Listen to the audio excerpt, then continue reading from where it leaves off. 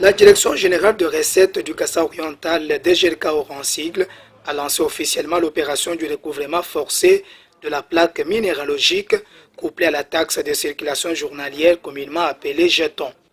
Cela sur l'ensemble de toute l'étendue de la province du Kasaï oriental. La cérémonie afférente a eu lieu lundi 11 août 2025 au siège de la DGRKO. Nous sommes dans la commune de la Kanchi. Dans ce mot, la directrice générale intérimaire de la DGRKO, Thérèse Moussa Okazadi, a invité les responsables des motos à s'acquitter de leur devoir fiscal. Le civisme fiscal est un devoir citoyen qui consiste à contribuer directement au développement de notre province et de notre pays. Chaque impôt ou taxe payée est un investissement dans l'avenir, permettant le gouverneur provincial de répondre aux différentes charges financières et bien d'autres services essentiels à notre bien-être collectif. Il est important de rappeler que le développement commence par nous-mêmes.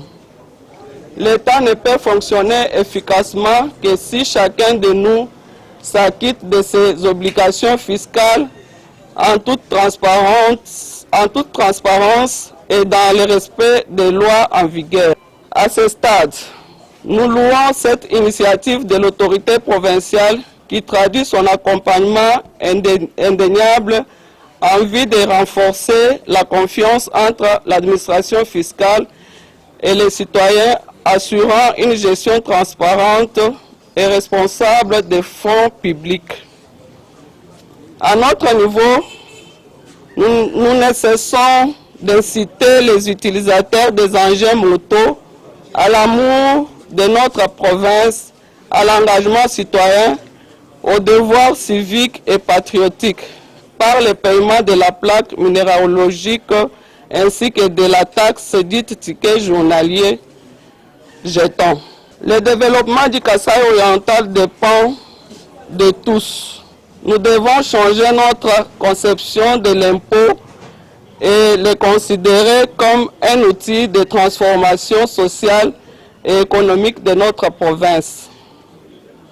Mesdames et messieurs, en payant votre plaque, vous contribuez au développement de notre province et un ticket acheté est un pas de plus vers l'émergence de la province.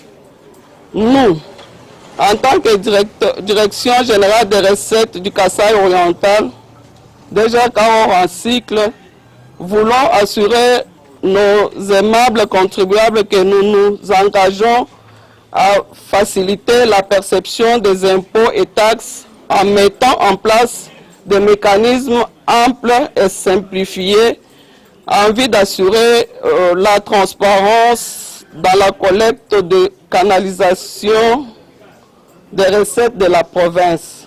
Prenant la parole, le président du conseil d'administration de la Société technique de sécurité congolaise, Bobi Kachalaka Bongo, a précisé qu'acheter la plaque minéralogique, c'est sécuriser sa moto. La province se construit sur base de taxes et recettes fiscales. En qualité d'un Congolais, fils du pays et entrepreneur congolais, je suis en accompagnement du gouvernement provincial par son technicien, la DGRKO, en termes de vente de plaques minéralogiques et enregistrement de nos concitoyens relativement à la délivrance d'une carte rose. Et ici, il tient de préciser, nous ne renforçons pas seulement la recette de la province, mais aussi nous arrivons à sécuriser nos concitoyens. Comment expliquait-il? La plaque est vendue. Après l'achat de la plaque, il y a ce qu'on appelle la délivrance d'une carte rose. Avant de bénéficier d'une carte rose, tout assujetti a l'obligation d'être enregistré. Et l'enregistrement permet à l'entrepreneur ou à la société de constituer une base de données sécuritaire. La dite base de données contient quoi? l'identité complète de la CIGETI, c'est-à-dire propriétaire de la moto, l'adresse de la moto du propriétaire, le numéro du propriétaire, et ça permet à l'autorité provinciale de voir comment réfléchir ou constituer une stratégie sécuritaire pour le bien vivre de nos compatriotes. Voilà le pourquoi est émis de l'accompagnement de la province et la DG positive acceptant d'accompagner pour bien maximiser la recette pour le développement de la province.